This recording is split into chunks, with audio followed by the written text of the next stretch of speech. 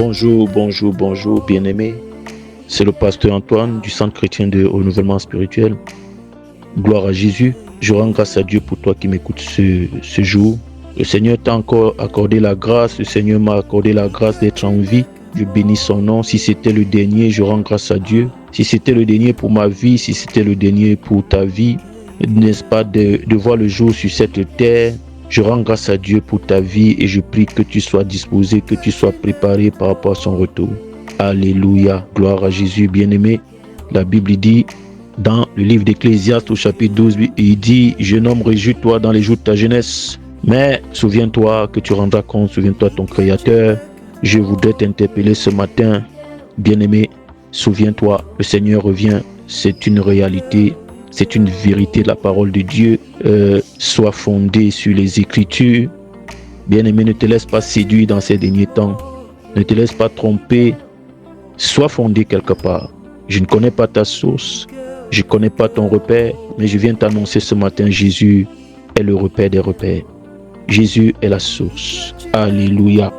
Et je rends grâce à Dieu pour sa miséricorde, pour sa compassion, ses bontés qui ne sont pas épuisées et qu'il renouvelle encore dans ta vie. Alléluia. Ce matin, bien-aimé, je voudrais partager avec toi une portion d'écriture.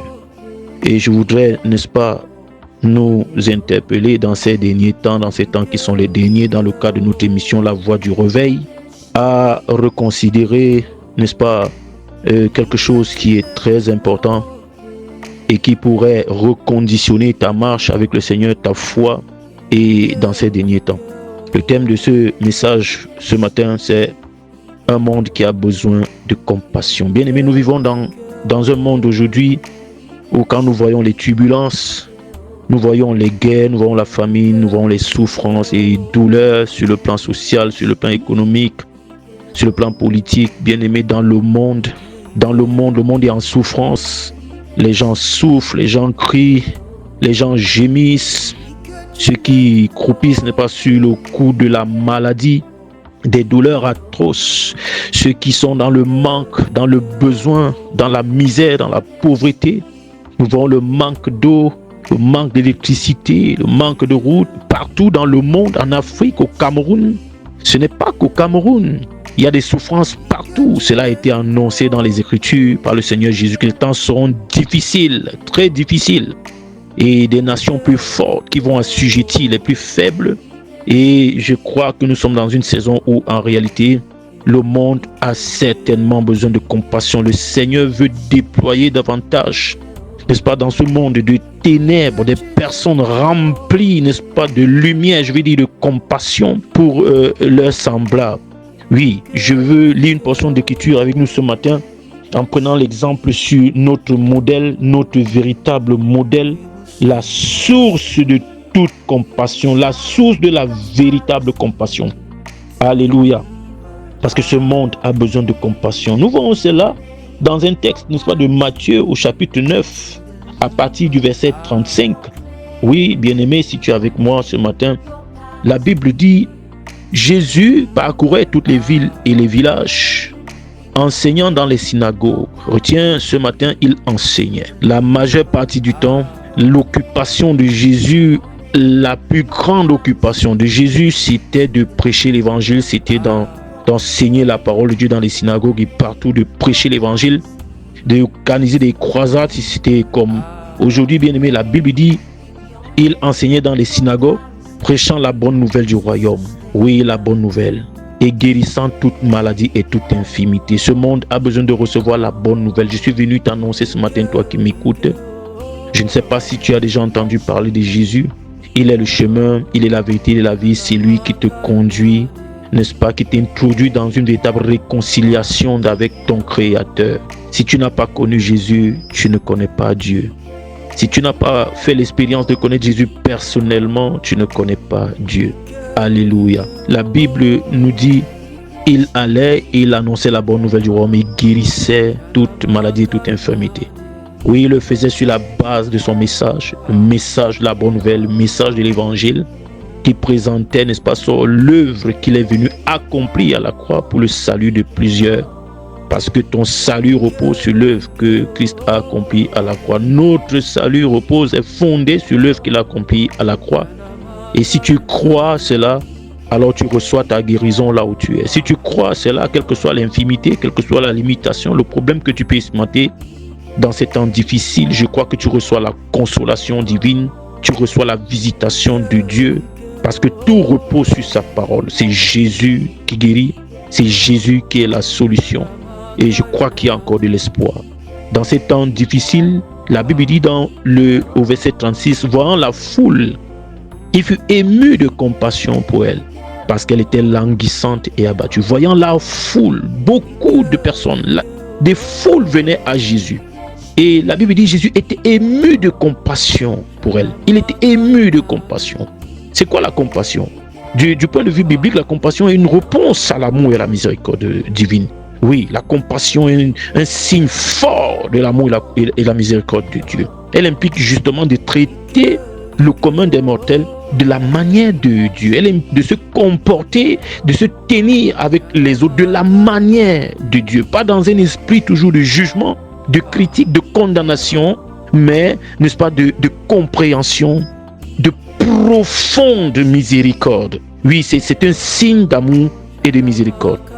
Et cela implique vraiment de nous tenir vis-à-vis des autres par rapport au regard de Dieu, par rapport, n'est-ce pas, au fardeau qui est dans le cœur de Dieu. Et c'est à cela que le Seigneur nous interpelle aujourd'hui, à puiser en lui, n'est-ce pas, la force nécessaire, la capacité nécessaire, qui repose, n'est-ce pas, dans son amour et sa miséricorde, afin de manifester cela à notre semblable. Bien, mais nous sommes tous interpellés dans cette saison, parce que quand nous voyons aujourd'hui les foules qui viennent, des foules qui ont soif, des foules qui ont le désir d'expérimenter Dieu, mais en réalité, des foules qui sont fatiguées, abattues. La Bible dit, voyant la foule, il fut ému de compassion pour elle, parce qu'elle était languissante et abattue, comme des brebis qui n'ont point de berger. Bien-aimé, nous sommes interpellés aujourd'hui. Toi qui as reçu un mandat, toi qui as la grâce, n'est-ce pas, de pouvoir te tenir de la part de Dieu, tu as la responsabilité de te remettre en question et d'être rempli de compassion aujourd'hui, rempli de compassion, d'être ému de compassion pour des foules, pour des personnes qui ont soif d'expérimenter Dieu. Alléluia. C'est la compassion qui est la clé, n'est-ce pas, de la gloire de Dieu, de la puissance de Dieu, de la manifestation de Dieu. C'est d'être rempli d'un cœur de compassion. Alors, il dit à ses disciples, verset 37, la moisson est grande, mais il y a peu d'ouvriers. Bien-aimés, vous voyez, nous sommes dans une saison où les gens viennent à Dieu nombreux pour expérimenter le toucher de Dieu, la main de Dieu, mais très peu s'inscrivent dans la dimension, n'est-ce pas, d'être des solutions. Très peu s'inscrivent, n'est-ce pas, à marcher avec Jésus, n'est-ce pas, à recevoir pleinement de la grâce, de l'amour de Dieu et devenir des vases de compassion, des vases d'amour pour le monde, des vases d'amour, de compassion pour leurs semblables. Oui, quand on est rempli de compassion, on regarde au-delà. Bien-aimé, je veux te dire ce matin que le fait d'être rempli de compassion, c'est de regarder de la manière de Dieu, au-delà des limites des hommes, au-delà de leurs défauts, de leurs problèmes. Et quand bien même tu ne serais pas satisfait, tu serais mécontent, n'est-ce pas, des agissements, des actions des hommes vis-à-vis de toi, Dieu attend de toi que tu puisses aller au-delà, de regarder, n'est-ce pas, à l'homme faible, de regarder à la veuve, de regarder à l'orphelin, de regarder à celui qui a besoin de l'intervention de Dieu, de regarder à celui qui a besoin de ton aide, de regarder à celui qui a soif, qui a besoin que tu lui apportes ton secours, peut-être un mot, peut-être une parole, peut-être un acte, peut-être un soutien, une aide à un niveau dans sa vie. Oui, au-delà de ce qu'il serait un méchant, au-delà de ce qu'il serait, n'est-ce pas, quelqu'un qui t'a frustré, quelqu'un. Écoute, bien-aimé, Dieu veut t'exciter, veut m'exciter à aller encore au-delà, d'être des vases de compassion, d'être des vases de compassion. Gloire à Jésus. Mais pour cela, je veux t'inviter, toi qui m'écoutes ce matin, à aller au-delà, d'être celui qui vient à Dieu pour que Dieu agisse dans sa vie, pour être celui qui vient, il a été brisé, il est abattu, Dieu veut te guérir. Il est compatissant vis-à-vis de toi. Dieu t'aime, Dieu veut te guérir par sa parole. Dieu a quelque chose pour toi. Et je viens te dire que Jésus est compatissant dans ta situation. Quel que soit ce que tu vis, il est compatissant, il veut te guérir. Mais rassure-toi de te tenir devant lui en toute humilité et de recevoir sa parole de vie, de recevoir sa parole de consolation. Et inscris-toi, de devenir ce vase, inscris-toi auprès de Jésus, de devenir ce disciple, ce vase de compassion. Tu dois manifester de la compassion à ton époux, dans ta maison, dans ton foyer, de la compassion à ton épouse qui est en difficulté, qui a des limites, qui a des faiblesses. De la compassion à tes enfants, de la compassion à ta famille, de la compassion autour de toi, de tous ceux qui peuvent se rapprocher de toi et qui ont besoin de voir la main de Dieu au travers de toi. Tu as besoin d'être un vase de compassion.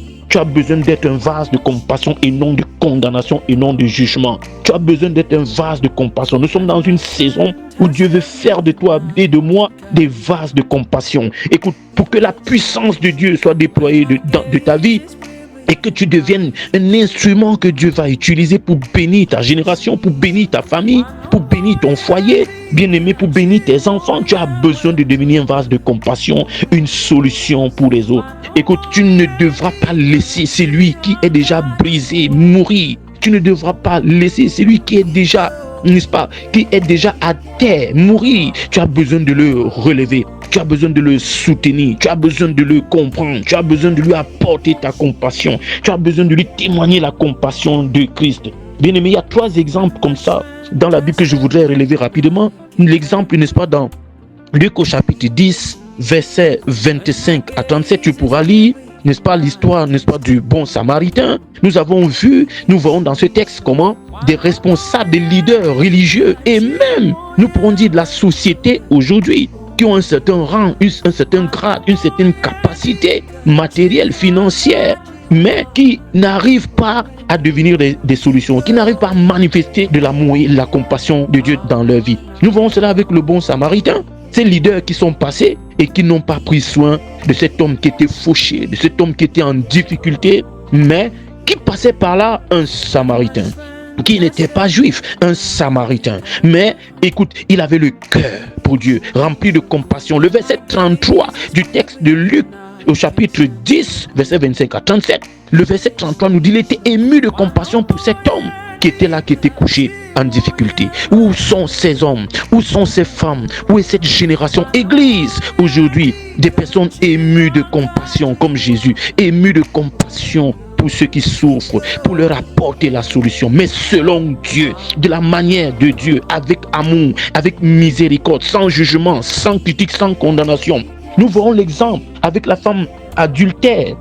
Gloire à Jésus. On est venu présenter cette femme adultère dans Jean au chapitre 8, verset 1 à 11. Tu pourras lire dans Jean au chapitre 8, verset 1 à 11. Cette femme adultère, pendant que tout le monde allait la condamner et allait condamner cette femme, Jésus de poser la question que le premier, Jésus de dire que le premier qui n'a pas péché prenne la pierre et la jette sur cette femme. Et tous sont partis.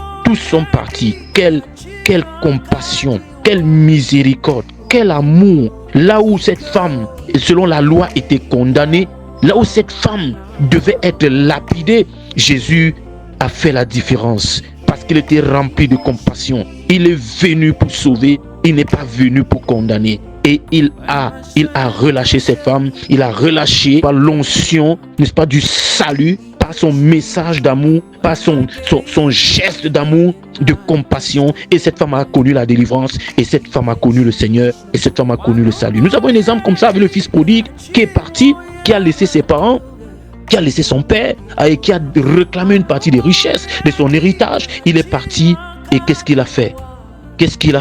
Ce fils prodigue, il est parti et il a tout dilapidé. Mais dans sa douleur, dans sa souffrance, il a pensé qu'il a un père. Il a pensé à retourner à son père, parce qu'au plus profond de lui-même, il était convaincu que son père n'a pas changé. Il est rempli d'amour pour lui. Et quand il est rentré, son père l'a reçu avec un cœur de compassion. Bien-aimé, oui, quelles que soient tes fautes, quels que soient tes manquements, écoute, tu peux retourner à la source. Tu peux retourner à ton père. Tu peux retourner, n'est-ce pas, à ton Dieu. qui est un Dieu rempli d'amour pour toi, qui est rempli de compassion pour toi. Mais le secret ici, c'est de retourner. Le secret ici, c'est de retourner. Le secret ici, c'est de te rapprocher de Jésus, c'est de te rapprocher de Dieu, c'est de te rapprocher de ta source, c'est de revenir à la source. Un monde qui a besoin de compassion, un monde qui souffre a besoin de compassion. Et je te dis que la compassion de Dieu reste disponible. La compassion de Dieu reste disponible. La compassion reste disponible. Et toi et moi, nous avons besoin d'être des hommes et des femmes de compassion. Des hommes et des femmes de compassion. Que Dieu nous fasse grâce dans cette saison, bien-aimés. Que Dieu nous fasse grâce dans cette saison, dans ces derniers temps, d'être remplis d'amour, d'être remplis de miséricorde, d'être remplis de compassion et de grâce pour être des solutions pour le salut de plusieurs et non pour condamner et non pour détruire ce qui est déjà détruit et non pour condamner ce qui est déjà condamné à la mort. Nous avons besoin d'être des instruments de salut pour plusieurs. Que le Seigneur nous fasse grâce, que le Seigneur nous fasse grâce afin que dans cette saison nous réalisions le projet de Dieu, le plan de Dieu et que nous puissions réjouir le cœur de Dieu. Jésus a dit à ses disciples: priez donc le maître de la moisson d'envoyer des ouvriers dans sa moisson. Bien-aimés, que le Seigneur nous accorde cette grâce dans cette saison de prendre conscience et de nous engager comme des ouvriers, des disciples, des ouvriers à l'œuvre de Dieu, à témoigner, à communiquer de la compassion autour de nous, de la manière de Dieu, de la manière de Dieu, rempli d'amour, en faisant des choses remplies d'amour, en posant des actes de la part de Dieu sans intérêt aucun, de faire des choses de la manière de Dieu. Gloire à Jésus. Je prie que le Seigneur te fasse grâce, toi qui m'as écouté ce matin, toi qui as prié avec moi ce matin. Je prie que le Seigneur se souvienne de toi. C'était le pasteur Antoine ce matin dans le cadre de la voix du réveil. Je prie que le Seigneur te fasse grâce, toi et ta maison, au nom de Jésus. Amen.